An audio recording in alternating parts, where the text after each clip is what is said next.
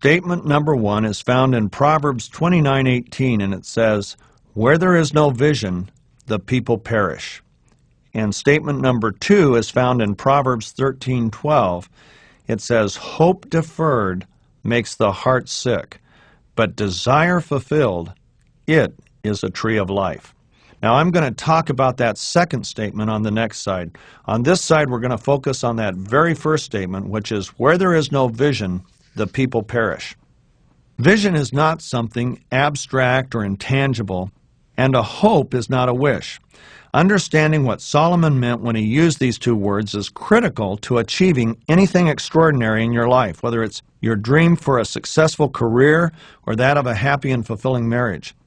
For most people, the word vision has no more relevance to their daily life than a modern art painting has to choosing the highways you'll follow when driving on a vacation.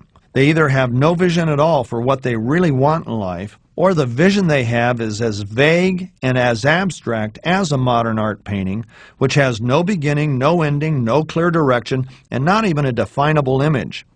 And yet, to Solomon, a vision was not like a painting at all. For Solomon, gaining a true vision for something meant gaining a perfectly clear picture of an ultimate destination and creating a precise roadmap to get there. In my first 9 jobs after college, I never gained a clear and precise vision of what I wanted to achieve. No wonder they never lasted more than 9 months nor produced more than a minimal income. On the other hand, on job number 10, I gained a very clear and precise vision for my first project. I created a detailed roadmap of goals, steps, and tasks necessary to fulfill that vision. The result? In less than 6 months, our sales skyrocketed from $1,000 a week to more than $1 million a week. Not a bad return for the $5,000 my partner invested in the project. From that time on, I followed this same strategy of Solomon's and used it to create dozens of multi-million-dollar projects from scratch. Using this strategy, we've achieved an annual success rate of over 70% in an industry where the average success rate is less than 1%. But my life isn't the only example of a life that was radically changed by gaining a clear and precise vision. Although Thomas Edison was a first-grade dropout, his mother homeschooled him and, among other things, taught him the book of Proverbs. From his youth, he knew the importance of gaining a clear and precise vision for anything he wanted to achieve. A vision which always included, for Thomas Edison, a detailed plan for accomplishing or fulfilling that vision. He used what I call the vision mapping process for pursuing every single invention he ever dreamed of creating. This one process was the source of creativity, persistence, and power that enabled him to become the most prolific and successful inventor in history. Gaining a clear and precise vision catapulted John D. Rockefeller from a 10-cent an hour, that's $4 a week, from a 10-cent an hour bookkeeper to the richest man in the world. It literally transformed Helen Keller from a bitter young girl into one of the most inspirational speakers and writers of all time. It became the driving force that empowered Ray Kroc to turn a single small restaurant in San Bernardino, California, into the 25,000 restaurant system that McDonald's has today. That's the incredible power of gaining a clear and precise vision. Throughout their lives, every one of these people talked about the moment and the time when they gained this clear vision of what they wanted to achieve before they began the pursuit of those achievements.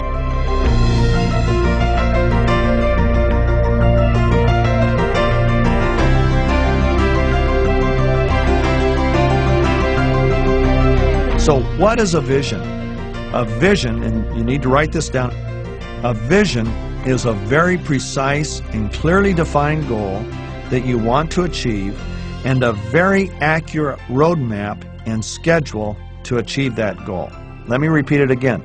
A vision is a very precise, clearly defined goal that you want to achieve and a very accurate roadmap and schedule to achieve that goal. Now, how important is it that you have such well-defined visions in your personal and professional life? Solomon said it's so important that without it, you'll die. Now, he didn't mean just physical death. He meant that your soul, that is your very essence, who you are and what you love, will begin to experience the process of dying. Your innermost being will literally begin to waste away. The joy of living will be replaced with the mere act of surviving or just getting by. Sooner or later, you'll start giving up on your most cherished dreams. Emotionally, you're likely to go from joy to existing, to depression, and ultimately to despair. This is not the kind of life anyone wants. We all want to experience a life filled with love and joy, extraordinary fulfillment and benefit both at home and in any effort we put our minds to. But where there is no vision, the people perish. If your vision for these different areas are simply, oh, I'd like a better job, I'd like to make more money, I wish I had more success on my current job, I wish I could do this, I wish my marriage was happier, it'd be so much nicer if I was married to somebody else. If that's the extent of your visions, guess what? That's not a vision. You're never going to get there. You are going to die in the innermost area of your being. You're going to lose all your joy. But now, here's the good news. And man, this is great news. The converse of this proverb is just as true as the proverb itself. Just as lacking a clear and precise vision brings death to your dreams and your innermost being, gaining a clear and precise vision brings life to our dreams and our innermost beings. Now, listen to that again. Just as lacking a clear and precise vision brings death to our dreams and our innermost being, gaining a clear and precise vision brings life. It literally infuses life into our dreams and our innermost beings. So what are your dreams? What do you want to achieve in your career or business, in your short-term and long-term finances, in your relationships with your spouse and your children? What do you want? If you haven't written down your dreams in each of these areas, then I can promise you there's no chance you'll ever achieve them.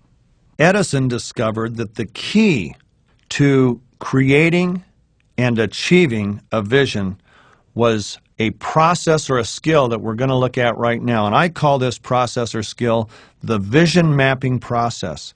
With this process, you will gain a clear and precise vision for all of your most important dreams. And then you'll convert each vision into a set of specific goals, steps, and tasks. The end result will be a clearly defined vision with a detailed roadmap to follow to achieve that vision. Once again, you're going to say what everybody says, do I really have to write it down? If it's not an important area of your life, you don't have to do it. If it's not an important goal or dream, you don't have to do it, because then you don't care if you don't get it. But if you want something, if you want an extraordinary marriage, a fulfilling relationship, if you want extraordinary success on a project you're working on right now, if you want extraordinary success on your job or in your career path, if you want those things, then just like Edison, you're going to have to create this vision mapping process. We're literally going to create a roadmap or a road atlas to all of your dreams with this process.